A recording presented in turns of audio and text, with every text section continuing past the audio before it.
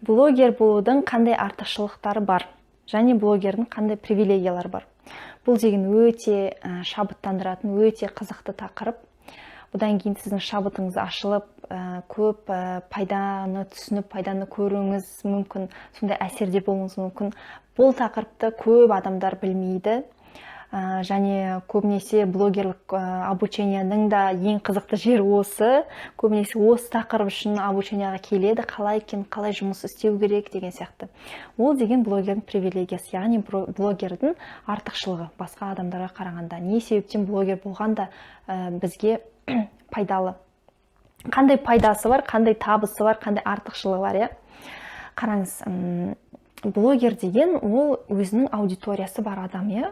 Ойлаңыз, жалғыз адамның өміріне қаншама адамдар қызыға қарайды, қаншама адамдар оны көреді, ол кісіні таниды, ол кісінің посттарын оқиды, видеоларын көреді, ол кісінің ойларын біледі, көз қарастарын біледі, тіпті балаларының аттарын біледі, тіпті итінің аты қандай екенін біледі, тіпті олар қай жерде демалып жатқанын біледі. Мысалы, уже жақынындай болып кеткен, иә, уже сүйіп оқитын, сүйіп тыңдайтын блогері. Және әр блогердің өзінің қаншама аудиториясы болады, қаншама подписчиктер болады, мысалы 10 мың немесе 100 мың. Сіз блогер болғандықтан, сіз қандай да бір себеппен, кез келген себеппен міндетті түрде оларға әсеріңізді тигізесіз. Сондай бір жауапкершілік бар да.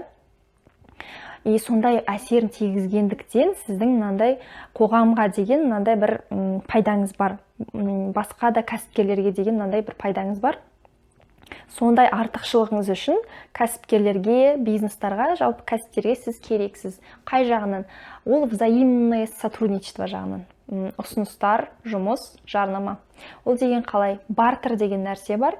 Бартермен жұмыс жасау дегеніміз, ол блогерге де ыңғайлы және тиімді, және кәсіпкерге де тиімді, және сіздің оқырмандарыңызға да тиімді. Ол деген қалай? Мысалға, кәсіпкерлер өздерінің товарларын немесе қызметтерін жарнамалау үшін қазіргі заманда міндетті түрде бірінші очередь блогерларды іздейді. Ресейде бұл деген жақсы дамып кеткен, бізде Қазақстанда блогерлар аз, но соған да келе жатыр, сонымен жұмыс істеп келе жатыр. Өздеріңізде көрген шығарсыздар басқа да блогерлардың парақшасындағы жарнамаларды. Ол деген жай емес, ол бір табыстың түрі. Сонымен жаңағы кәсіпкерлер блогерларды іздейді, өздеріне керек тақырыптар бойынша, өздерінің кәсіптерін жарнамалағысы келеді, немесе бір товарларын жарнамалайды да, ол жарнаманың орнына ақшасын төлейді, қандай да бір.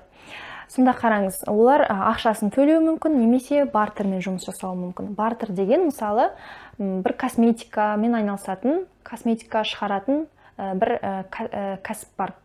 Олар сізге жазды, сіз олармен жұмыс істейсіз, олар сізге өздерінің косметикаларын жібереді. Сіз ол косметиканы қолданып көресіз. Егер сізге ұнаса, сіз сол кісілермен жұмыс істейсіз де, сол косметиканы өзіңіздің парақшаңызда, өзіңіздің оқырмандарыңызға кеңес беріп, рекомендовать етіп, жарнамалайсыз. Бұл жерде кәсіпкерге де жақсы, өзінің парақшасына жарнама алды, өзінің қызметіне, өзінің товарына, оған бір тұтынушылар келді сіздің арқаңызда. Сізге жақсы, сіз қалап жүрген, сізге керек косметиканы былай қарасаңыз тегін өзіңізге алдыңыз, қолданасыз, сіз бақыттысыз. Және сіздің подписчиктарыңызға да жақсы, олар сіз қандай косметика қолданатыныңызды біледі, және жаңа бір тауардың жарнамасын көреді. Көрдіңіз, үш жаққа да бұл выгодны. Сол сияқты сіз кез келген товарды немесе бір қызметті өзіңізге бартер арқылы ала аласыз. Сіз блогерсіз, сіздің сондай артықшылығыңыз, сіздің сондай привилегияңыз бар. Көрдіңіз бе? Осыған бағыттап, басынан бастап осыған да жылжуға болады. Егер сіз мама блогер болсаңыз, бір мысалы балаңызды парақшаңызда көрсетіп, сол туралы посттар жазып, балаңызға егер кітап оқытатын болсаңыз, ертегілер оқып беретін болсаңыз, және сториста соны түсіріп отыратын болсаңыз, сіздің подписчиктарыңыз соны білсе, сіз смело бартерға сол кітаптарды ала отырып, өзіңіздің парақшаңызда жарнамалай аласыз. Өте қуанышты жаңалық сіздер үшін. Себебі блогер деген қазіргі заманда толыққанды СМИ өкілі ретінде саналады. СМИ деген білесіздер, иә? Қазақша қалай еді? бақ дей ма, бәқ дей ма, сондай средства массовой информации, яғни журналисттар сияқты блогерде СМИ-ға жатады. Яғни ол СМИ ретінде кез келген болып жатқан мероприятие болсын, концерт болсын, қатыса алады толыққанды. Сізді кез келген жаңа концертке, бір болып жатқан тусовкаға, вечеринкаға, выставка болсын, бір мереке, мероприятие, семинар, вебинар болып жатсын, сізді кез келген жерге өткізеді, егер де сіз аккредитацияны өтсеңіз блогер ретінде. Көбінесе блогерлар үшін аккредитацияның шарттары әр блогер үшін әртүрлі, но примерно 5.000-10.000 оқырмандардан басталады. Яғни сіз бір өзіңіз қалаған мероприятияға барғыңыз келсе, сіз хотя бы сол отметкаға жетіп, соған тырысып, жақсы жаңағы көрсеткіштерге жетуіңіз керек. Әйтпесе оған дейін сіз тегін бара алмайсыз, өкінішке орай. Яғни жалпы не істеу керек? Сіздің арманыңыздағы кез келген мероприятие, концерттерге тегін бару үшін блогер ретінде, біріншіден өзіңіздің қалаған мероприятияны тауып аласыз. Яғни ол концерт па, выставка ма, театрдағы спектакль ма, бір қандай да бір кездесу ма, немесе бір ақылы бір бағдарлама ма, бір бизнес завтрак па, өзіңіз анықтайсыз. Қайсына барыңыз келеді. Екіншіден, сол болып жатқан мероприятияның пиар менеджерінің номерін тауып алыңыз. Ол көбінесе сайтта болады, немесе инстаграмда, немесе жаңа ВКонтактеда болсын, әйтеуір белгілі бір номер жазылып тұрады. Жаңа серіктестік жөнінде осы жерге хабарласыңыздар деп жазылып тұрады, сол номерді аласыз. Бұл жерде сізге тек қана қысқа нақты қадамдарды айтып отырмын.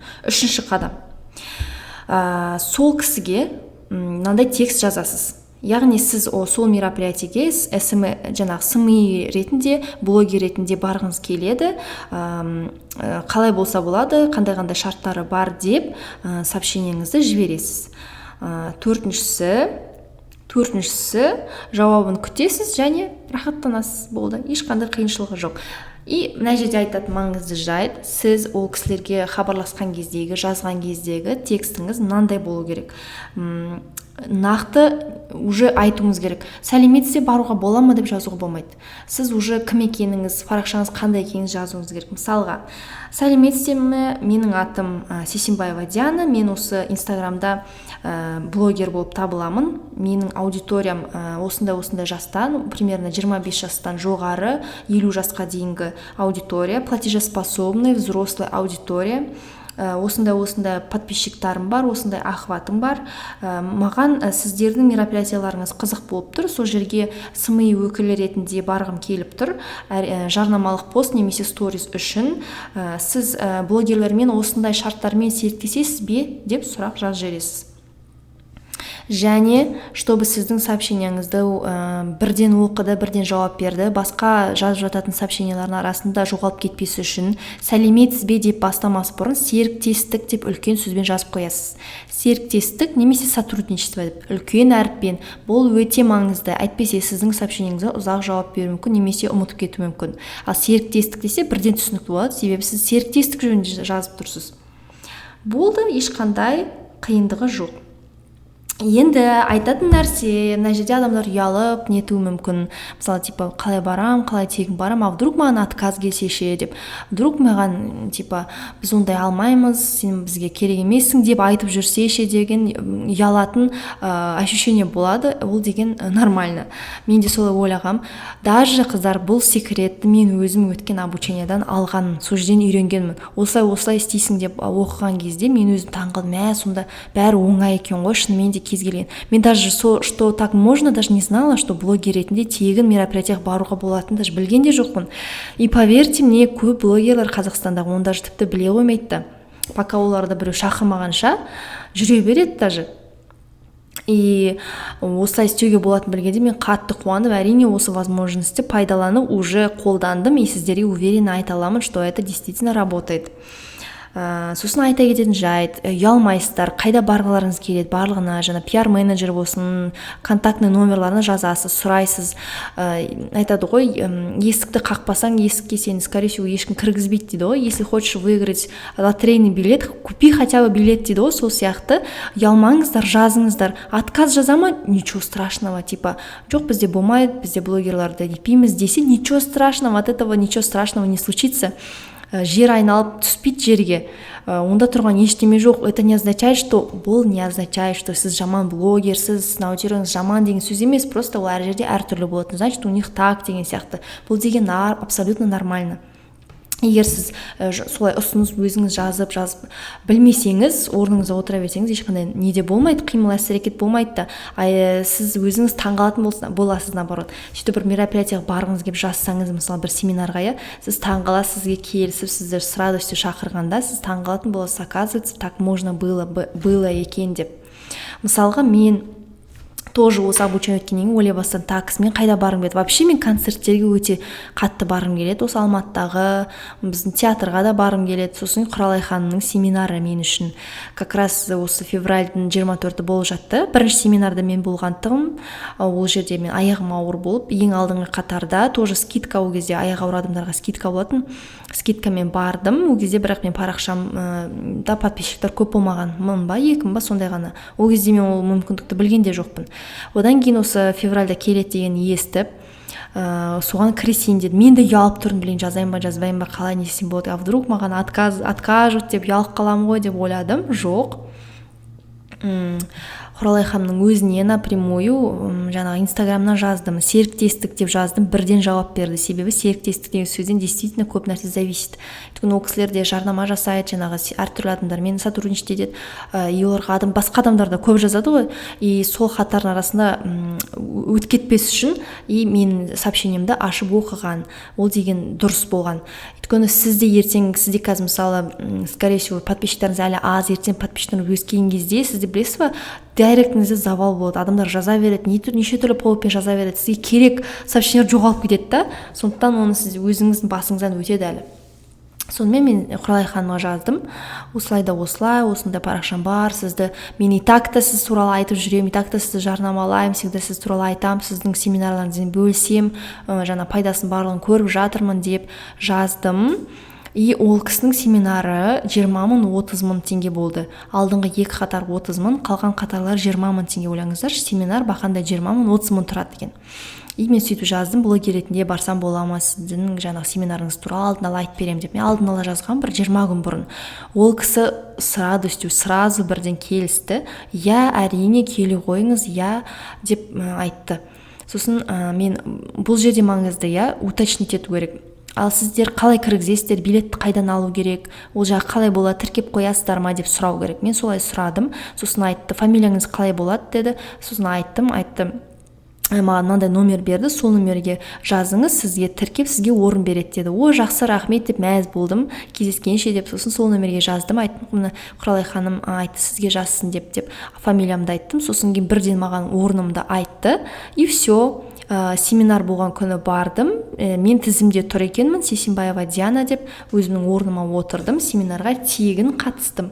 И сол семинарды жарнамаладым, яғни сториста түсірдім, парақшамда да шығардым, яғни мен қарағандылық оқырмандарым сол семинарға барды тоже менің рекомендациям арқылы, және мен мамаммен бардым, и өзімнің жаңағы подписчиктарымды да көрдім. В общем, барлығы керемет болды. Сияқты сіздер де кез келген мероприятияға, семинарға бара аласыздар. Өйткені ол серіктестік деген жақсы, сіздің парақшаңыз уже дамыды ма, сізде сол өзіңіз сияқты адамдармен сөйлесіп таныса аласыз, жүздесе аласыз. Ол сізді ешкім бетіңізден қақпайды. Бұл деген керемет, просто басында непривычно болады, одан кейін үйреніп кетесіз. Осындай мүмкіндікті міндетті түрде қолдану керек, бұл блогердің особый привилегиясы. Жаңадан бастап келе жатқан кәсіпкерлерге инстамагазині бар, мысалы киім сатсын, ойыншық сатсын, кез келген зат сатсын. Қазір инстаграмда кез келген заттар сатылады ғой бізде. Кез келген қызмет түрлері бар. Оларға бартермен жұмыс істеген өте выгодно. Айтылды уже, яғни блогерге де выгодно, инстамагазиндарға да выгодно. Мен өзім подушкамен айналысқан кезде қаншама блогерлермен солай жұмыс жасадым Қарағанды қаласы бойынша. Және мысалы басқа парақшалар жүргізгенде де мысалы бешбармақпен айналысқанда да біз блогерлерге бешбармақ беретінбіз, жаңағы тойып тамақ жеп алатын офистарында отырып, және біздің бешбармақ туралы күшті қылып айтып, осындай деп жарнама жасайтын, біз тегін жасайтын жарнама. Өйткені бешбармақтың өзінің себестоимости арзан и солай выгодно көрінді, чем ақшалай төлегенше. Сол сияқты басқа да магазиндерге солай тиімді, сізге де тиімді. Қай жағынан? Бұл да монетизация түріне жатады, бұл да табыс көзіне жатады, бартер деген. Себебі сіз сол өзіңізге қажет заттарды ала отырып, өзіңіз өміріңізде ақшаңызды үнемдейсіз, экономдайсыз, керек заттарыңызды алып аласыз. Бұл деген жақсы. Мысалы, сіз аяғыңыз ауыр дейік, 3-ші бала туайын деп жатырсыз.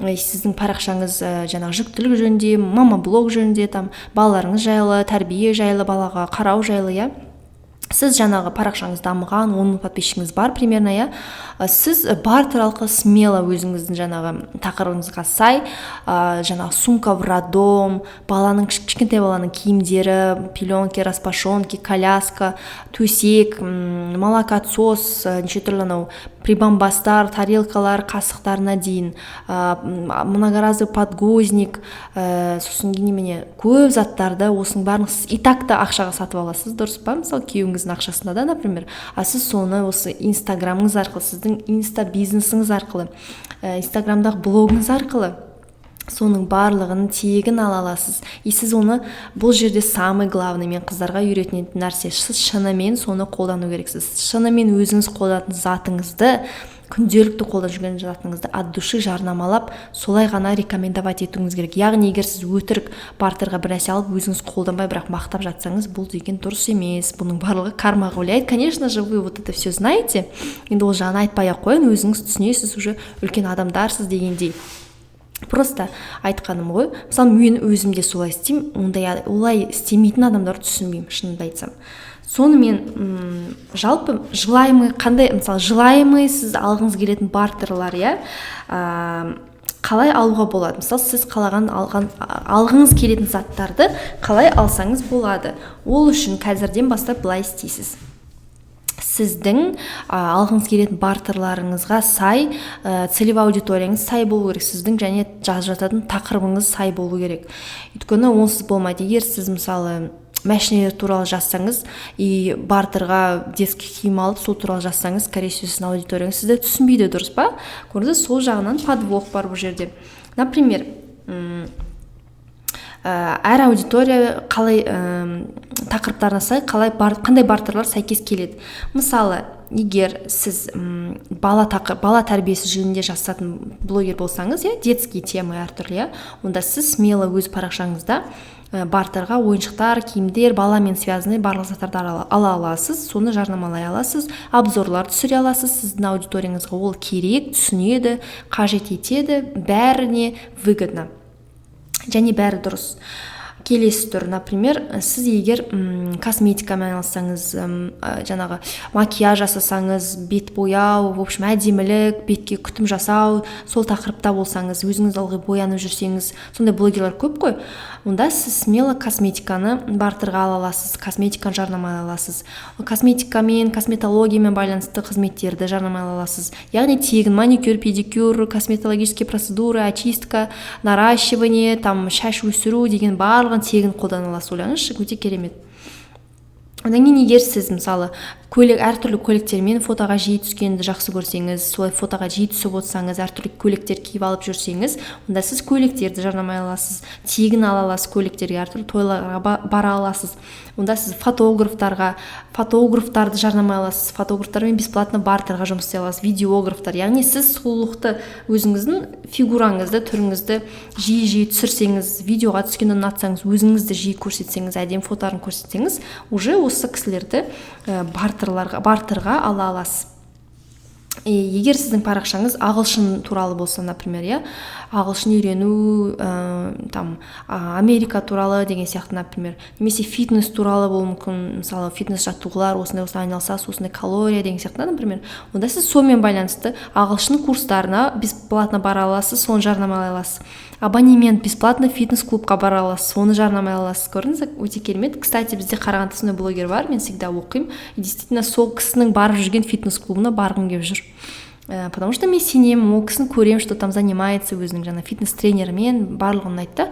И мен вообще блогерларға больше сенемін, чем басқа рекламаға, не знаю. Например, если сіз бір хоббиді көрсетсеңіз жиі, например, тігумен байланысты, кулинариямен байланысты, онда сіз соған қажет заттарды жарнамай аласыз, тегін аласыз бартерға. Мысалы, тігін машинкасын, жаңағы, мысалы, тоқыма болса, тоқитын заттар деген сияқты, сәйкесінше сол адамдарды өзіңіз іздейсіз, өзіңіз жазасыз, көрдіңіз бе, ол деген керемет.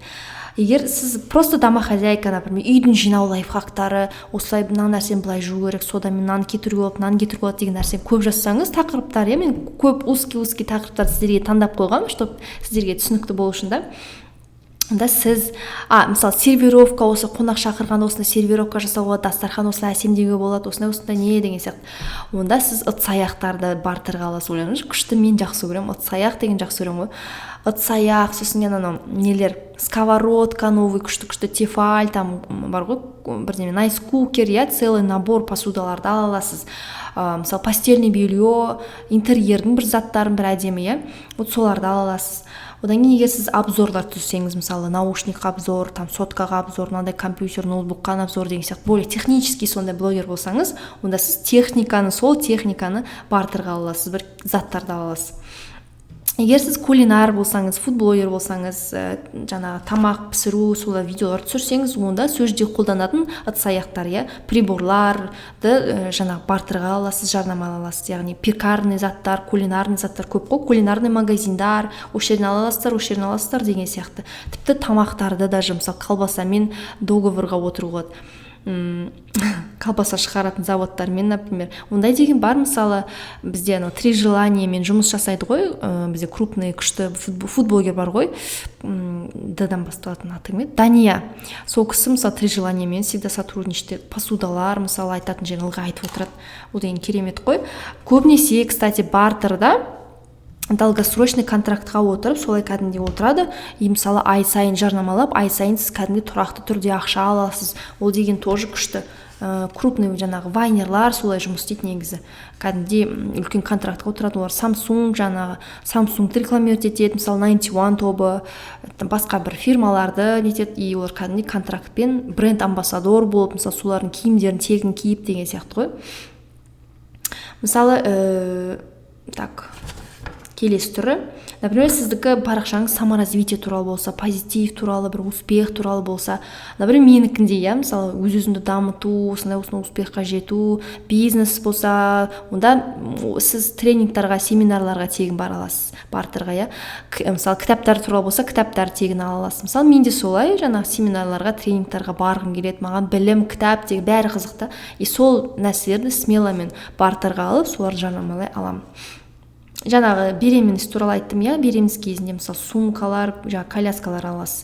Егер сіз travel блогер болсаңыз, мысалы, путешествие туралы жазатын, анда барасыз, мында барасыз, мысалы, путешествие жасайсыз, онда сіз тегін путевка ала аласыз, пресс-турларға бара аласыз, сізді уже шақыра алады, бір кафе, ресторандарды жарнамалай аласыз. Егер сіз жиі кафе, ресторандарды видео түсірсеңіз, даже обзор түсірсеңіз, фотоға түссеңіз, гуру болсаңыз, мынандай тамақ туралы жиі айтсаңыз, отыратын жерлер, соответственно, бізде тоже Қарағандыда сондай блогер бар.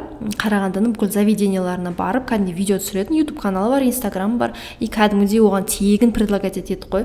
Біздің негізі келіңізші деген сияқты, бірақ ол өзі таңдап жүреді, жоқ мен анаған барам, жоқ мен мұнда барам деген сияқты. Кәдімгідей обзор жасауға болады, бесплатно тамақ ішуге болады, ойлаңыздаршы, ресторандарда күшті ғой. Егер сіз медик болсаңыз, мысалы, дәрігер болсаңыз, онда сіз медицинский темаларда жазсаңыз, например, аурулар туралы, дәрілер туралы, онда сіз клиникаларға тегін бара аласыз, тегін қолдана аласыз, солар жарнамалай аласыз. Стоматологтарға, мысалы, бара аласыз, косметолог, жаңа оздоровительный лечение деген сияқты, соның барлығын тегін қолдана аласыз. Бұл деген өте керемет қой. Бұл деген мощный табыс, мощный экономия сіздің бюджетіңізге. Бұл өте керемет. Мысалы, развивашка, баланы былай дамыту керек, 1 жастан бастап, 2 жастан бастап деген, например, сондай тақырыпта жазсаңыз, онда сіз ойыншықтарды, жаңағы садиктарды, тіпті мектептерді, бір кружоктарды, хоббиларды рекламировать ете аласыз. Мысалы, супермамасита солай істейді ғой, балаларын ылғи да солар туралы пост жазады, фотолар шығарып тұрады, уже родной сияқты болып кеткен ғой, біз ылғи көреміз, білеміз, иә, мысалы қызығамыз.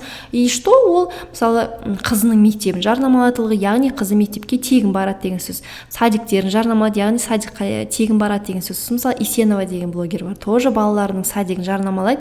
Ол садиктар арзан тұрмайды, айына бір 100 мың ба, 150 мың ба. И 3 баласы да сол садикқа тегін барады. Ойлаңыздаршы, блогер иә өз парақшасын дамытып жатыр, и айына 150 мың экономия, қалай рахат, қалай күшті, иә. Соның барлығына сіздер с легкостью жете аласыздар. Уже самооценканы түсіріп, ой, мен қолымнан келмейді шығар, ондай менен жоқ, ойламаңыздар. Олай мүлдем айтып қоймайды. Адам, кез келген адам істеген затты сіздер де істей аласыздар. Это 100%. Наоборот, сіз самооценканы көтеру керексіз. Сол зат мысалы бір нереальный болып көрінсе, бүйтесіз. Вы просто представляете, как будто бы сол зат сізден болды. Просто представляете. Даже сол представлениенің өзінен кейін бір изменениялар келеді. Өйткені көп адамдар даже бір нәрсені даже представить ете алмайды да ғой. То есть өзінің мысалы бір путешествиеде жүргенін елестете де алмайды. Ол елестетпесе қалай ол нетеді? Или мысалы бір крутой бір блогер болып кеткенін елестете алмайды да. Елестете алмаса, значит ол өмірде де болмайды деген сөз. Анау знаменитый актерлар бар ғой, солар кәдімгідей елестеткен, что олар мынандай күшті блокбастерларда главный рөлді ойнап жатқан деген сияқты бар ғой. Бізде даже анау нетін бала кезімізде кино бар еді ғой, когда айтам Шварценеггер, мысалы Шварценеггер солай елестеткен. Он говорит, менің қазіргі өмірім барлығы менің миымдағы картинкамда болған дейді. Сол сияқты міне сіздерге мотивация. Жалпы бартер жөнінде қалай дұрыс келісу керек? Мысалға сіз сумка сататын магазинмен келістіңіз, сол магазин жарнамалайсыз, олар сізге мынандай бір күшті сумканы сізге береді, сіз соны қолданасыз. Біріншіден, бұл жерде өте маңызды моменттер бар. Біріншіден, барлығын жаңағы серіктестіктің барлығын бартердің жаңағы товарын алмай тұрып келісіп алу керек.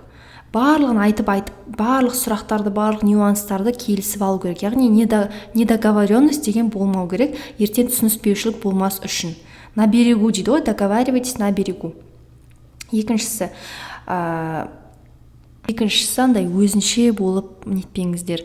Өйткені ол маңызды. Өйткені орыстардың блогерларынан білем, көбісі оның подписчик болғаннан кішкене өзінше болып қала ма, сондай болып қалады екен. И магазиндар кәдімгідей тоже оларды адамда наравне сөйлесу керек дейді, адекватный болу керек, андай өзінше болып высока сөйлесіп керек емес, типа о мен блогермін деген сияқты, ондай керек емес, адекватно жақсы сөйлесіп жақсы келісу керек. И үшіншіден, барлық жаңағы жарнамалық текст, барлық фотоны алдын ала, мысалға үшіншіден сіздер бір текстпен, фотомен келістіңіздер, осы сумкамен фотоға түсесіз деген сияқты, сол фотоға түсіп аласыз, алдын ала барлығын жібересіз. Текст осындай жазамын, жақсы ма, дұрыс па, бір жерін түзетейік па деген сияқты. Немесе олар сізге жіберсе де, жоқ, көбінесе бартерда сіз жазасыз текст, өйткені сіз товарды қолданасыз, осындай товар екен, осындай екен деп. И алдын ала жібересіз, келісіп аласыз. Яғни ол жарнама шықпас бұрын, бір сутка дейді, бір күн бұрын бәрі дайын болу керек. Бір күннің ішінде барлығы дайын тұру керек. Одан кейін жалпы сіз сол егер сізден статистиканы сұраса, сіз статистикаңызды көрсетіңіз, өйткені оларға өте маңызды сіздің охватыңыз қанша екенін білу. Яғни уже ұялып керек емес, наоборот, это подозрительно, когда адам статистикасын көрсетпейді ғой. Мысалы, басқа блогерлер көрсетпесе, ол да подозрительно. Мысалы, сіз басқа блогерлердің жарнамалайын деп жатсаңыз, статистиканы сұрауға міндеттісіз, сіз даже имеете право. Сол сияқты өзіңіз де спокойно өзіңіздің статистикаңызды көрсетіңіз. Яғни жарнама шықты, міне осынша охват болып, осынша лайк жинады, осынша сохранение болды деп, жаңағы сумканың жарнамасына.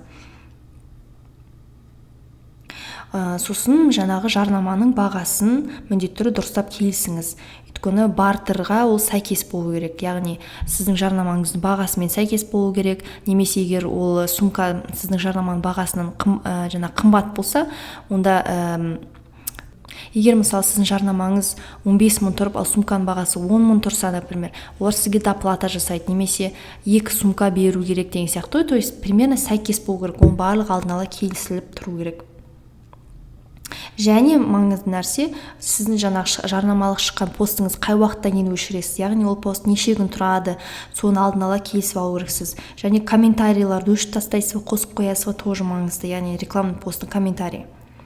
И жаңағы мысалы пост жібергенде сіз розыгрыш жасайсыз ба, подписка жасаңыз деп, или видеоға түсіресіз ба, барлығын келісу керек. Яғни олар ойлауы мүмкін, сіз видеоға түсіреді, видео обзор жасайсыз сториста деп, а сіз оған әлі сіз олай ойлаған жоқсыз, фотосын ғана жіберейін деп ойладыңыз. Ондай деген болмайды. Анау ойлапты, мынау былай ойлапты деген сияқты. Алдын ала келісесіз, қалай сторис түсіресіз, видеоға түсіресіз, былай түсіресіз, барлығын келісіп аласыз, видео формат барлығын. Және четко келісіп аласыз, қанша пост жазатыныңыз. Әйтсе кейбір магазиндер ойлауы мүмкін, бірнеше пост жазу керек деген сияқты, тоже келісесіз. Мысалы мен алған барталарымды көбінесе бір пост қана жазам, и сторисқа бір-екі сторис жасаймын, болды. Мысалы көйлекпен келіскен кезде біз былай келістік, что мен бір пост жазам, и әр жаңағы сол көйлекпен түскен фотоның астына просто отмечать етіп отырамын деген сияқты. Солай біз келістік, и соны мен шарт бойынша орындап жатырмын. Опять же, сізге қажет бартердің заттарын, инстамагазиндарды, ол заттарды қайдан аламыз? Ол өте оңай. Инстаграмда өзіңіз көздеп жүрген, мысалы мына магазиннен алғым келеді деген сияқты магазиндарға өзіңіз аласыз, тізім жазып шығасыз. Яғни бұл жерден былай болу керек қой.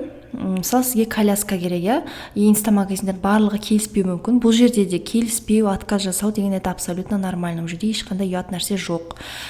Просто кому-то так удобно. Мысалы сізге коляска керек, сіз мысалы 10 магазинге жазып шықсаңыз болады. Әрқайсына жаңағы ұсыныспен осындай парақша, осындай охват, осылай бартерға жұмыс жасауға келісесіз бе деп. Ары қарай сөйлесейік, қандай шарттары бар дейсіз.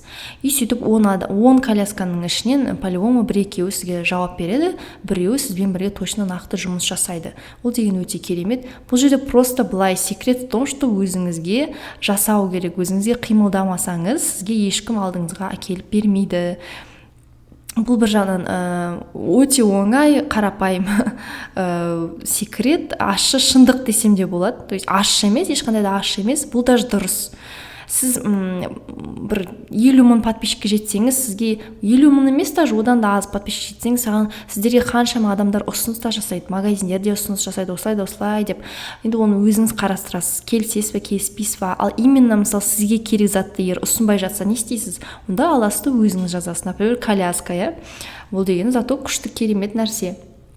Өзіңіз жазасыз, жаңағы келісесіз барлығын, жаңа алдында айтып кеткенде, и все, қуанасыз, что сіз блогерсіз. Ал енді мынандай бір лайфхак бар. Егер сіз жаңағы магазиндерге өзіңіз жазуға ұялсаңыз, мынандай нәрсе істеуге болады. Өзіңіздің бөлек менеджеріңіздің парақшасын ашып қоюға болады. Яғни менің менеджерім деп.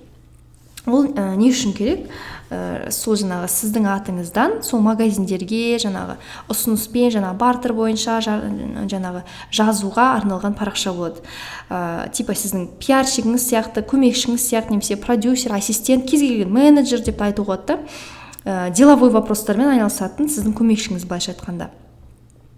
Бұл деген бір жағынан сізді солидный қылып көрсетуі мүмкін, состоятельный деп сізді серьез қабылдауы да мүмкін да блогер ретінде, себебі сіздің өзіңіздің менеджеріңіз бар деген сияқты. Бірақ мен осы іске әлі кіріспедім, соны істеу керек болып жүр өзіме де. Сол лайфхакты білем, бірақ әлі өзім қолданбадым.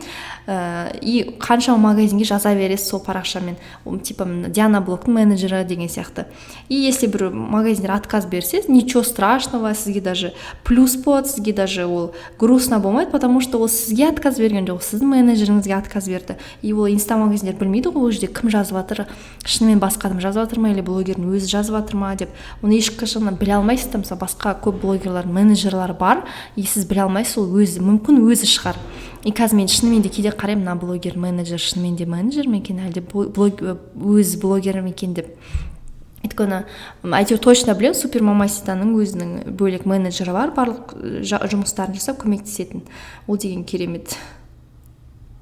Егер мысалы бір репутация үшін де жақсы да, мысалы оның бәрі менің помощницам істеген, оның бәрі менеджер жасаған деп спирать ете салуға да болады, ол деген жақсы бір жағынан.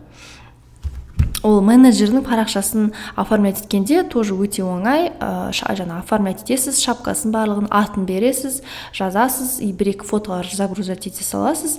Яғни бір сұрақтарға жауап беріп пост жазуға болады, сіздің жарнамаңыздың бағасын да жаза салуға болады, статистиканы қосуға болады, и ол парақшаны закрытый қылсаңыз да болады. Яғни оны сіз өзіңіз білесіз. Ол өте оңай, осы фишканы қолданыңыздар, өте керемет фишка.